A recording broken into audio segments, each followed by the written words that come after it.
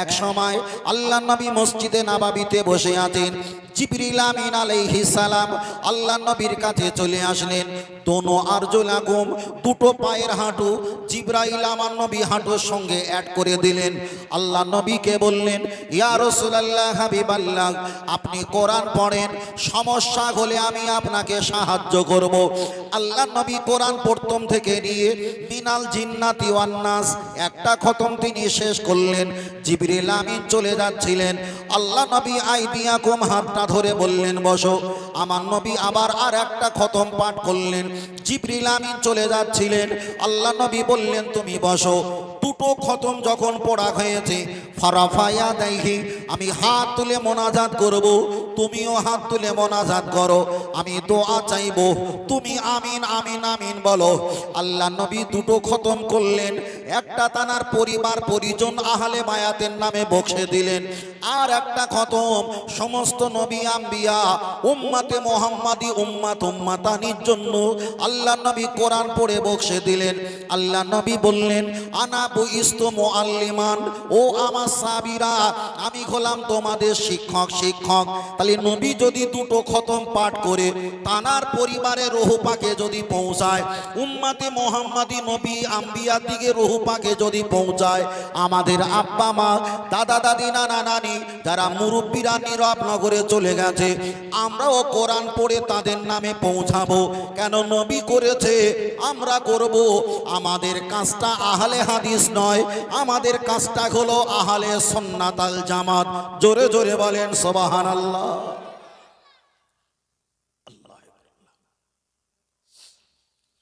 ও আমার বাতিরা, গিয়ে চলে যাওয়া যায়, লক্ষ্য করে দেখা যায় আমরা কোরআন তেলাওয়াত করব। অনেকে ওয়াজ নসিহত করবে আর বারবার করে বলবে কোরআন এসেছে জীবিত মানুষের জন্য, হুদাল লিল মুত্তাকিন, মানুষকে হেদায়েত দেবে, ইমানদার মুত্তাকিকে। এই হেদায়েতের জন্য কোরআন এসেছে, মৃত ব্যক্তির জন্য কোরআন নয়, কোরআন নয়।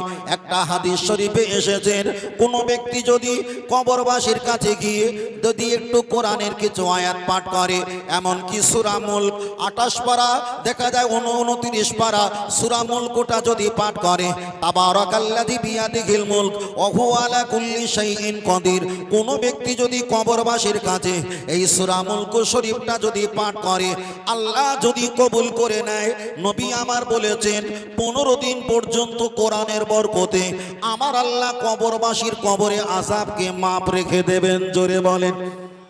তাহলে একটা রাস্তা দিয়ে যদি আলেম হেঁটে যায়, আলেমের বরকতে যদি আল্লাহ কবরে আযাব মাপ রেখে দেয়, নিঃসন্দেহে কোরআনের বরকতটা তার চাইতে বেশি। কেন? কোরআন পড়ে আলেমের মর্যাদা হয়েছে, তার চাইতে কোরআনের মর্যাদা বেশি।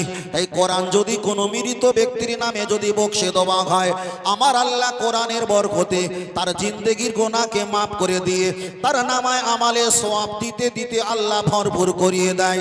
তাই আমি আপনাকে বোঝাতে চেয়েছি, আল্লাহ নবী কোরআন বক্সে দিয়েছেন জীবিত মৃত প্রজন্মিত যারা আসেনি তাদের জন্য নবী কোরআন পড়ে বক্সে দিয়েছেন। আমরাও সুযোগ পেলে কোরআন পড়ে বক্সে দেব। দুনিয়াতে যারা বিদায় নিয়েছে তাদের নামে আমরা কোরআন পড়ে বক্সে দেব। নবী করেছেন, আমরা করেছি, আমাদের কাজটা নবিয়ানা কাজ হবে, নবিয়ানা কাজ হবে। জোরে জোরে বলেন সুবহানাল্লাহ। আর একটু জোরে বলেন সুবহানাল্লাহ। ও আমার বাপজিরা, লক্ষ্য করে দেখা যায় অনেক ব্যক্তি আপনাকে বলবে এখান থেকে নিয়ে মদিনা শরীফ মক্কা শরীফ 8500 কিলোমিটার রাস্তা, 8500 কিলোমিটার রাস্তা যদি এখানে মোনাজাত করলে মক্কা মদিনা শরীফে সওয়াব যদি পৌঁছে যায়, তোমার আব্বা জানের কবর আছে 5 কিলোমিটার দূর, তোমার আব্বার কবর আছে 3 কিলোমিটার দূর, তোমার আব্বার কবর আছে বাগানের শেষ মাথায়, 8500 কিলোমিটার দূরে মক্কা মদিনা শরীফে, আজমির শরীফে, বাগদাদ শরীফে, এখানে যদি সওয়াবটা পৌঁছে যায়, তোমার আব্বার রুহু পাকে কেন সওয়াব এখান থেকে দিলে কেন যাবে না তাদের যুক্তিটা ভালো। কিন্তু আল্লাহর নবী এক সময় আম্মাজান মা আমিনাকে বললেন, ও আমার আম্মাজান মা আমিনা, অনেকের বাপেরা এসে ওদেরকে কাঁধে করে কোলে করে নিয়ে চলে যায়, আমার কি আব্বা আসবে না? আম্মাজান মা আমিনা অনেক দিন ভুলিয়ে রাখে। একদিন আর পারল না, উম্মে আয়মানকে নিয়ে, আমার দয়ার নবীকে নিয়ে মা আমিনা স্বামীর কবর মানে রসুল পাকের আব্বাজানের কবর দেখতে যায়। আম্মাজান মা আমিনা বাবলা গাছের ছায়া বসে আছেন। আল্লাহ নবীকে বললেন, বেটা মোহাম্মদ, তোমার আব্বা ওখানে আছে। ও ভাইরা বাবাজিরা, আমার দয়ার নবী সাল্লাল্লাহু আলাইহি ওয়াসাল্লাম আব্বাজানের কবরটা জড়িয়ে নবী আমার কান্নাকাটি করেছিলেন। তাহলে নবী আমার যদি নিজের বাপের কবর জড়িয়ে যদি কাঁদে, আমরা তো সেই নবীর রাহাবা, আমরা তো সেই নবীর লেবার, আমরা তো সেই নবীর কর্মচারী, আমরা তো সেই নবীর ছাত্র তানার উম্মত। নবী যদি নিজের বাপের কবর জড়িয়ে কাঁদে, আমাদের আব্বা মা যারা নীরব নগরে গেছে, আমরা কবর জড়িয়ে ধরে না কাঁদতে পারলে কবরের কাছে তো হাত তুলে কাঁদা যাবে। জোরে বলেন সুবহানাল্লাহ। দোয়া চাইতে হবে। অনেকে বন্ধ করে দেবে, আপনি তাদের জবাব দেবেন। জবাব দিতে আপনি নাজাল হয়ে যাবেন, তারা কিন্তু ঘুরে আসবে না, মানবে না। জবাবটা দেওয়া হবে কিন্তু মানবে না। আসছে পরিবেশ, আসছে, অপেক্ষা করো, আসছে। আল্লাহ, ও আমার বাপজিরা, আমি আপনাকে বোঝাতে চেয়েছি, চলেন একটাবার আগিয়ে যাওয়া যাক। কবর জিয়ারত সম্পর্কে আমি বলছিলাম, বুখারী শরীফ কোরআন শরীফের পরে যে হাদিসের কিতাবের মর্যাদা, মুহাম্মদ আল্লামা আব্দুল্লাহ ইসমাইল বিন বুখারী রহমাতুল্লাহ আলাইহি বুখারী শরীফের মর্যাদা, ওই বুখারী শরীফের ভিতরে একটা অধ্যায় এসেছে। অধ্যায়টার নাম হলো জিয়ারাতুল কুবুর, মানে কবর জিয়ারতের অবদান। ওখানে বলা হয়েছে কিভাবে কবর জিয়ারত করতে হয়। আল্লাহ নবী তিনিও সময় পেলে জান্নাতুল বাকি, জান্নাতুল মুআল্লা, জান্নাতুল খোয়াব, জান্নাতুল আজিব, জান্নাতুল সুম্মা, সেখানে নবী আমার কবর জিয়ারত করতেন। ও বাবাজিরা, লক্ষ্য করে দেখা যায়, আল্লাহ নবী রাস্তা দিয়ে যদি যেতেন, কারোর কবরে যদি আযাব হয়, আমার নবী সেখানে দাঁড়িয়ে তার পরিবারকে ডেকে সেখানে দোয়া করতেন। তাহলে কবর জিয়ারত করা যাবে। আপনি মক্কা শরীফে চলে যাবেন, সেখানেও কবর জিয়ারত করা হয়। আপনি চলে যাবেন উহুদ, বদর, সিফতে, তাবুক, কারবালা, হুদায়বিয়ার যুদ্ধে যারা শহীদ হয়েছিল, হাজী সাহেবরা সেখানে গিয়ে কবর জিয়ারত করে। আল্লাহ নবী প্রথম কবর জিয়ারত করা বন্ধ করে দিয়েছিলেন। মানুষ যখন ধৈর্য ধারণ করা শিখেছে, আল্লাহ নবী পরে বললেন, তোমরা কবর জিয়ারত করবে। কবর জিয়ারত করলে তোমাদের মরণের কথা স্মরণ হবে, আর মরণের কথা স্মরণ হলে পাপের কাজ কম হবে। জোরে বলেন সুবহানাল্লাহ। মরণের কথা স্মরণ হলে পাপের কাজ বাড়বে না কমবে? বাবা, আমার কথা বুঝতে পারছো বাবু? আমি ধীরে বলছি। তাহলে মরণের কথা স্মরণ হয়। অনেক ব্যক্তি বলে, আল্লাহ আমারে তুলে নাও, এটা হারাম। অনেক ব্যক্তি বলে, আল্লাহ আমি নামাজ কালাম পড়ি, আমার এত বিমার হয়, এত সমস্যা হয়, পাশে যিনি আছে পাশের বাড়ি নামাজ কালাম কিছু পড়ে না, আল্লাহ তাকে কি তুমি দেখতে পাও না? এই দেখতে পাও না আল্লাহর এই নামে নজর তুলে যদি আপনি বলেন, বসিরাট আল্লামা হুজুর একটা কিতাব লিখেছেন, কিতাবটার নাম হলো কলেমাতুল কুফর। আল্লাহ দেখতে পায় না, এই কটাক্ষ করার বিনিময়ে তার ঈমান চলে গেছে। তাহলে মৃত্যুর কামনা করা যাবে না। আল্লাহ যাকে ভালোবাসে, আল্লাহ তাকে অনেকভাবে পরীক্ষা করে। তাই হাদিস শরীফে এসেছে, ঈমানদারদের জন্য পৃথিবীটা হলো জেলখানা, আর কাফেরদের জন্য হলো জান্নাত। লাও লুটে পিটে খাও, কিন্তু ঈমানদারদের জন্য জেলখানা। ব্যাখ্যাটা, আপনি জেলখানায় আছেন, আমি আপনার ভাই, বাড়ি থেকে তরকার ভালো রান্না করে নিয়ে আপনাকে দেবো, এই স্বাধীনতা নেই। গেটম্যান যিনি আছে তিনি চেক আপ করবে, চেক আপ করে করে বুঝে সুঝে তারপরে আপনার হাতে দেবে। ঠিক আপনি দুনিয়াতে আছেন, নিজের টাকা আছে, কিছু কিনে খাবে না, ইসলাম ফতোয়া কোরআন হাদিস চেক আপ করবে, এটা হালাল না হারাম। যদি হালাল হয় আপনার হাতে তুলে দেবে, যদি হারাম হয় আপনাকে বর্জন করতে বলবে। তাই এর নাম বলা হয় জেলখানা। আরো অন্যান্য ব্যাখ্যা দেওয়া যায়। আল্লাহ আল্লাহ। তবে সাবধান, মুরব্বী যারা চলে গেছেন তাদের জন্য দোয়া করতে হবে। অনেকে বলবে তসবিহ তেলাওয়াত যখন করা হয়, তসবিহ তেলাওয়াতটা হুজুর আঙুল দিয়ে তো তসবিহ পাঠ করার হাদিস শরীফে এসেছে, কিন্তু কাঁটি দিয়ে যে দানা দিয়ে তসবিহ পড়া হয়, এটা সামনের দিকে ফেলবো না কোলের দিকে ফেলবো? আর যদি সামনে কোলে না ফেললাম, এই কাঁটি দিয়ে তসবিহ পাঠ করা কোনো হাদিসে আছে? লাউটেলা। হযরতে ওমর ফারুক রাদিয়াল্লাহু তাআলা আন, তিনি যখন ঘুমাতেন, ঘুমানোর পূর্বে গেড়ি গেড়ি নেড়ি নেড়ি পাথরগুলো ছিদ্র করে 1000 গিনতিতে তসবিহ করতেন। উনি ঘুমানোর আগে কলেমা জিকির করতেন, করা হয়ে গেলে আল্লাহুম্মা বিসমিকা আমুতু আহিয়া বলে উনি ঘুমিয়ে পড়তেন। ওমর ফারুক যদি হুজুর এই জামানায় বেঁচে থাকতেন, এরকম বড় বড় পাথর নিয়ে একটা তসবিহ দানা করতেন না, ছোট ছোট তসবিহ পেলে আরো বেশি বেশি বেশি বেশি আল্লাহ জিকির করার সুযোগ পেতেন। কথা ঠিক না বেঠিক? ওটা ওই পরিবেশে ছিল, এটা এই পরিবেশে। তার এক্সাম্পল, আমার নবী যদি মদিনা শরীফে থাকতেন, আপনারা যদি বলেন আমাদের এলাকায় একটু সবরেসানি করবো, আমার নবীকে দাওয়াত করব, আমার নবীকে কি করে নিয়ে আসতেন? সবচাইতে স্পেশাল একটা প্লেন মদিনা থেকে কলকাতায় নিয়ে আসতাম, কলকাতা থেকে দামি গাড়িতে করে নিয়ে আসতাম। তখন এই জামানার মানুষ বলতো যে নবী এত দামি গাড়ি চাপবে না, তখন ছিল যে পরিবেশে উট ঘোড়া, এখন এই পরিবেশে। মান্যতা কিন্তু দুটো একই, আগিয়ে যায়। ও আমার বাপজিরা, গিয়ে চলে যাওয়া যায়, লক্ষ্য করে দেখা যায়।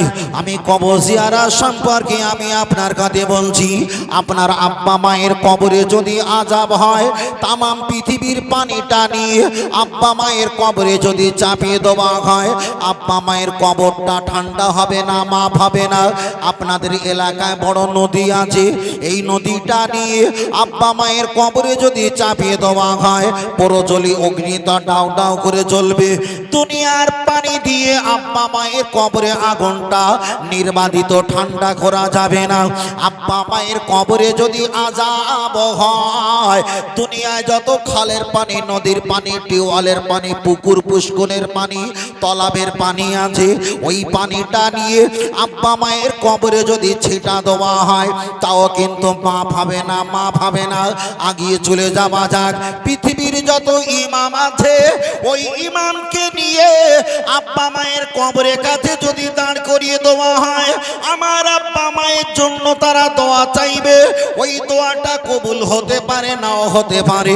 পৃথিবীর যত হাফেজ, ইমাম, আলেম, ওলামা, মুয়াজ্জিন আছে, ওদেরকে নিয়ে যদি দোয়া চাওয়া হয়, কবুল হতে পারে, নাও হতে পারে। পৃথিবীর যত পীর ওলি মাশায়েখ আছে, ওদেরকে নিয়ে একটাবার কবরের কাছে যদি দাঁড় করিয়ে দেওয়া হয়, ওরা যদি দোয়া চায়, আব্বা মায়ের কবরে আযাবটা মাফ হতে পারে, নাও হতে পারে। আল্লাহর কাবা শরীফের ইমাম, ওদেরকে নিয়ে যদি একটাবার আমার আব্বা মায়ের জন্য যদি দোয়া চাওয়া হয়, দোয়াটা কবুল হতে পারে, নাও হতে পারে। এক কথায় তামাম পৃথিবীর আলেম ওলামাকে নিয়ে আব্বা মায়ের কবরের কাছে যদি দাঁড় করিয়ে দেওয়া হয়, ওদের কবরে আযাবটা মাফ হতে পারে, নাও মাফ হতে পারে। একটাবার আগিয়ে চলে যাওয়া যাক। নবী ইব্রাহিম আলাইহিস সালাম, আম্মা জান মা হাজরা আলাইহাস সালাম, নবী ইসমাইলকে সঙ্গে করে নিয়ে চলে গেলেন ফাঁকা জায়গায়। সেখানে কিছু পানির পিয়ালা দিলেন, খাজুরের একটা পাত্র দিলেন, ওখানে খাজুর আর পানি খাও, যদি ফুরিয়ে যায় আমার কাছে চাইবে না, আল্লাহর কাছে চাইবে। নবী ইব্রাহিম আলাইহিস সালাম ওই পানিটা ওখানে দিয়ে আসলেন, খাজুরের কিছু অপশনটা দিলেন, খাজুর খায়, পানিটা খায়। আম্মা জান মা হাজরা আলাইহা সালাম ওই পানি আর খাজুর খেতে খেতে ফুরিয়ে গেছে আহা আর পানি পাওয়া যায় না। নবী ইসমাইল আলাইহিস সালাম ওই পানির জন্য চিল্লা চিল্লি করে, আল্লাহ আল্লাহ আল্লাহ আল্লাহ বলে কান্নাকাটি করে। আমার আম্মা জান মা হাজরা বললেন, এই বেটা ইসমাইল রে, তোমার আব্বা পানি দিয়েছিল, তোমার আব্বা খাজুর দিয়ে গিয়েছে, এই খাজুর আর পানিটা শেষ হয়ে গেছে, আমি কিছু দিতে পারবো না বেটা। নবী ইসমাইল কাঁদে, চোখ থেকে পানি জারি হয়ে যায়। আম্মা জান মা হাজরা আলাইহিস সালাম জিহ্বাটা নিয়ে বাচ্চার গালের ভিতরে প্রবেশ করিয়ে দেয়, বেটা আমার এই জিহ্বাটা তুমি চুকচুক করে চোষো। বাচ্চাটা চষে তাও কিন্তু পানির নিবারণটা মিঠাতে পারে না। এই বাচ্চার পানির জন্য একটা বার সাপোয়া পাহাড়ে যায়, একটা বার মারোয়া পাহাড়ে যায়। সাপোয়া পাহাড়ে গিয়ে দেখে পানি পায় না, ওখান থেকে দৌড়ে মারোয়া পাহাড়ে চলে যায়, ওখানে পানি পেলেন না। কোরআনে এসেছে ইন্না সাফাল মারওয়াতা মিন শাইরিল্লাহ, আমার আল্লাহ সাপোয়া পাহাড় মারোয়া পাহাড় এটা কিয়ামতের দিন নেকি বদি ওজনের পাল্লা বানিয়ে দেবে। আম্মা জান মা হাজরা আলাইহিস সালাম পানির জন্য সাপোয়া মারোয়া পাহাড়ে কোথাও যখন পানি না পেয়েছে, এই দিকে পাহাড়ের উপরে উঠে নিজের গলাটা চেহারাটা লম্বা করে দিয়ে বাচ্চার দিকে তাকায়, আল্লাহর কাছে তওবা পাঠ করলেন, রব্বিকে ফির অরহাম আনতাল আজওয়াল আকরাম, আল্লাহ আমি ভুল করেছি, অন্যায় করেছি, আল্লাহ দুনিয়ার মানুষ বিপদে পড়লে আপনার দিকে তাকায়, আপনার দিকে না তাকিয়ে আমার বাচ্চার দিকে তাকিয়েছি, আল্লাহ আপনি ক্ষমা করে দাও। নবী ইসমাইল আলাইহিস সালাম হাড্ডিটা বড় নরম, পাটা বড় ছোট, গোশতটা বড় তুলতুলে, এই পাটা একটা বার মারে একটা বার তোলে, একটা বার মারে একটা বার তোলে। আমার আল্লাহ পাক জানিয়ে দিলেন, এ ফেরেশতা জিবরাইল চলে যাও। আমার নবী ইসমাইল কাঁদে, দুনিয়ার গাইতা দিয়ে যদি পাহাড়টা ভাঙা হয় পানি বাহির হবে না, দুনিয়ার জিসিবি গাড়ি দিয়ে যদি ভাঙা হয় তাও পানি বাহির করতে পারবে না। জিবরাইল তোমার ওই ডানার একটা বার আওয়াজ দাও, আর কোন এখন আমি আল্লাহ আমার হুকুমে নবী ইসমাইল আলাইহিস সালাম ওই পাটা উঁচু করে নিচু করে মাটিতে যখন মারবে, আমি আল্লাহ পাক জানিয়ে দিলাম ওই অতটা পায়ের দাপটে পাথরের পাহাড় ফাটিয়ে আমি আল্লাহ জমজমের কুয়ার পানি বাহির করে দিলাম। আর একটু জোরে হবে না? তাহলে এর আগে বলছিলাম আব্বা মায়ের যদি কবরে আযাব হয় দুনিয়ার খালের নদীর টিউবওয়েলের পানি দিয়ে মাপ হবে। এসছিলাম কোথায়? জমজমের কুয়ার কাছে। এখন এই পানিটা দিলে মাপ হবে। আজকে তো সবরেশানি মাহফিল তো, ওই জন্য বিষয়টা আমার এই দিকে একটু বলতে হচ্ছে, তাই না বাবা? বিষয়টা এইদিকে বলতে হচ্ছে। আল্লাহ কি করে মাপ হবে? প্রতি হাজি সাহেব হসপাকে যায়, প্রত্যেকে 10 লিটার করে ব্যারেলে করে পানি নিয়ে চলে আসে। কম বেশি 70 লক্ষ হাজি সাহেব আল্লাহর কাবা বাইতুল্লাহ শরীফে যায়। যে কাবা শরীফের পাশে জমজমের কূপের পানি, ওই পানিটা প্রত্যেকে 10 লিটার করে পানি আমাদের এলাকায় নিয়ে চলে আসে। ওই পানিটা আমরা যেতে পারি না কিন্তু খাই। পানির পরিমাণটা যদি কম হয় ওখানে আরেকটু পানি মিশিয়ে দেয় প্রত্যেকে মানুষের কাছে তো পৌঁছে দেওয়ার জন্য। তবে জেনে রেখে দাও, আমরা মক্কা শরীফে যেতে পারলাম না, মদিনা শরীফে যেতে পারলাম না, আমার নবী পাককে দেখতে পেলাম না, তবে আমার নবী পাকের ঝুটা এটো আমরা নসিবে পেয়েছি। এক সময় আল্লাহ নবী জমজমের কূপের পানিটা পান করছে, পিছন দিক দিয়ে হযরতে আবু বকর রাদিয়াল্লাহু তাআলা আন আল্লাহ নবীকে আওয়াজ দিলেন। আল্লাহ নবী তাকিয়ে দেখেন আবু বকর নবী আমার ওই পানিটা পান করলেন, কিছুটা অবশিষ্ট পানি রয়ে যায় আর পান করলেন না। আল্লাহ নবী বললেন, আবু বকর তুমি যখন আমাকে আওয়াজ দিয়েছো, এই পানিটা পান করছিলাম, কিছুটা পানি রয়ে গেছে, এই পানিটা আমি আর পান করব না। এই পানিটা এমন জায়গা আবু বকর জমা রেখে দাও, এই পানিটা আমার উম্মাত উম্মাতানি যেন কিয়ামত পর্যন্ত আমার এই ঝোটা এটো পানিটা যেন পায়। আবু বাক্কার হুজুর চিন্তা করলেন ইয়া রাসূলুল্লাহ, আমি তো অতদিন বাঁচবো না, আপনার ছোটা এঁটো পানি আমি কোথায় জমা রেখে দেবো? আবু বাক্কার হুজুর চিন্তা করে আল্লাহর কাছে তুললেন দুখানি হাত, আল্লাহকে বললেন, আল্লাহ আপনি কবুল করো আমার মোনাজাত, এই পানিটা আমি কোথায় রাখবো? আমি তো অতদিন হায়াত পাবো না। আবু বাক্কার হুজুর আমার ওই জমজমের পানিটা নিয়ে আবার তিনি জমজমের কুয়াতে নিক্ষেপ করে দিয়েছে। পৃথিবীর যত হাজী সাহেব চলে যায় ওই পানিটা নিয়ে আসে, ওই পানিটা নবী ইসমাইল আলাইহিস সালামের পা ফাটা পানি, পায়ে লাথি মারা কুয়ার পানি, একদিকে নিয়ামত অপরদিকে আমার নবী পাকের ঝুটা এটো পানি আবু বাক্কার হুজুর ওতে নিক্ষেপ করে দিয়েছিল, ওটাই হলো আমার নবী পাকের ঝুটা এটো পানি। এবার একটা বার বলেন, আপনাদের এলাকায় কোনো আব্বা মায়ের কবরে যদি আযাব হয়, ওই জমজমের কুয়ার পানিটা নিয়ে আব্বা মায়ের কবরে যদি চাপিয়ে দেওয়া হয় তাও কিন্তু মাফ হবে না। তাম পৃথিবীর যত আলেম ওলামা, হাজি, নামাজি, পরহেজগার, আবেদ, আবেদা, জাকিরিন, জাকেরা, ওদেরকে নিয়ে যদি আব্বা মায়ের কবরের কাছে একটা বার যদি হাত তুলে দোয়া চাওয়া হয়, দোয়াটা কবুল হতে পারে, নাও হতে পারে। এ সন্তানেরা, আওলাদেরা, একটা বার আগিয়ে যাও, তোমার আব্বা মায়ের কবরের কাছে চলে যাও, জুমার রাতে অথবা জুমার দিনে আব্বা মায়ের কবরের কাছে গিয়ে দুখানে হাত তুলে কাঁদো। আল্লাহ নবীকে বললেন, ইয়া রাসূলুল্লাহ, আমরা নব মুসলিম, আমরা তো কোরআন পড়তে পারি কিন্তু মুখস্থ নাই। আল্লাহ নবী বললেন, পণ্ডিওয়ালা ব্যক্তি দিয়ে পড়িয়ে নাও। হুজুর পারিশ্রমিক নাই। নবী বললেন, কবরের কাছে একটা বার চলে যাও, ওখানে গিয়ে তোমার আব্বা আব্বা বলবে, আম্মা আম্মা বলে ডাকবে, তোমার অন্তরে কলিজায় মহব্বতের একটু ধাক্কা চলে আসবে।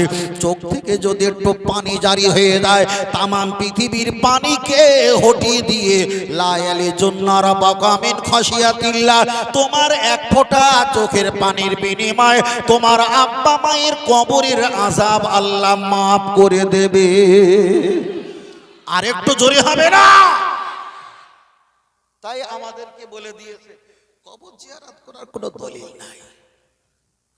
রাসূল বলেছেন, ওরা হলো দাজ্জাল, ওরা হলো কাযযাব। ওরা হলো দাজ্জাল মানে হিংস্র করে, কাযযাব মানে মিথ্যাবাদী। এমন কিছু কথা বলবে যা আমরা কখনো শুনিনি। আমাদের মুরব্বীরা যারা কবরে গেছে এমন কথা শুনেও তারা কবরে যায়নি।